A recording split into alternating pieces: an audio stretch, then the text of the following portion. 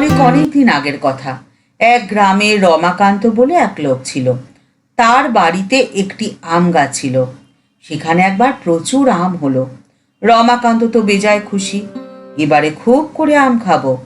আমগুলো বেশ বড় হয়েছে আর কয়েকদিনের মধ্যেই পেকে যাবে। সেই গ্রামে একটি দুষ্ট প্রকৃতির লোক ছিল, নাম তার কল্লোল। আম গাছের দিকে নজর গেল কল্লোলের।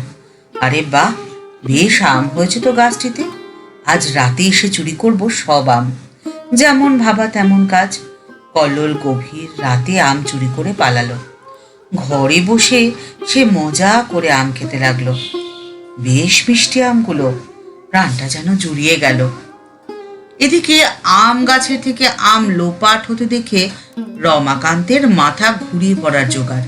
আমার স্বাদের আম কে চুরি করলো? কার এত দুঃসাহস? চোর খুঁজে আমি বার করবই। এদিকে ওদিকে ঘুরতে ঘুরতে রমাকান্ত পল্লবের বাড়ির সামনে এসে উপস্থিত। তার বাড়ির সামনে বিস্তর আমের খোসা দেখে রমাকান্ত ঠিক ধরে ফেলল যে এগুলো তার গাছেরই আম। সে সোজা গিয়ে রাজার কাছে দরবার করলো। রাজা সব শুনে বললেন, এ তো ভারী অন্যায়। রাজার আদেশে পল্লবকে 6 মাসের জন্য জেলে পোড়া হলো। অবশেষে পল্লব জেল থেকে ছাড়া পেল। বছর ঘুরতেই রমাকান্তর গাছে আবার আমের ফলন হলো। এদিকে পল্লবের আমের লোভ কিন্তু যায়নি।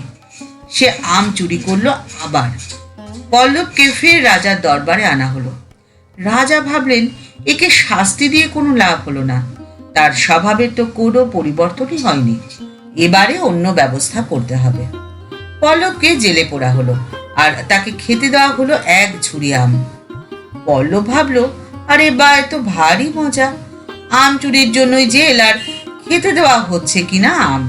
পল্লব গো গ্রাসে আমগুলো শেষ করলো। দুপুর এবং রাতের আহারেও তাকে দেওয়া হলো কেবল আম। এভাবে প্রতিদিন আহারে তাকে আম ছাড়া আর অন্য কিছুই দেওয়া হচ্ছে না। এবার পল্লব কান্না জুড়ে দিল, আমি আর আম খেতে পারছি না। আম দেখলেই পল্লব দাঁত মুখ খিচিয়ে চিৎকার করতে লাগলো। পল্লব জেল থেকে মুক্তি পেল অবশেষে। সে আর রমাকান্তর আম গাছের ধারে কাছেও ঘেঁষে না। রমাকান্ত বেজায় খুশি, তার আম যে এবারে সুরক্ষিত। এই গল্পটি যদি ভালো লেগে থাকে তাহলে লাইক বাটনটি প্রেস করে দিতে পারেন আর আপনাদের মতামত কমেন্টস বক্সের মধ্যে জানিয়ে দেবেন।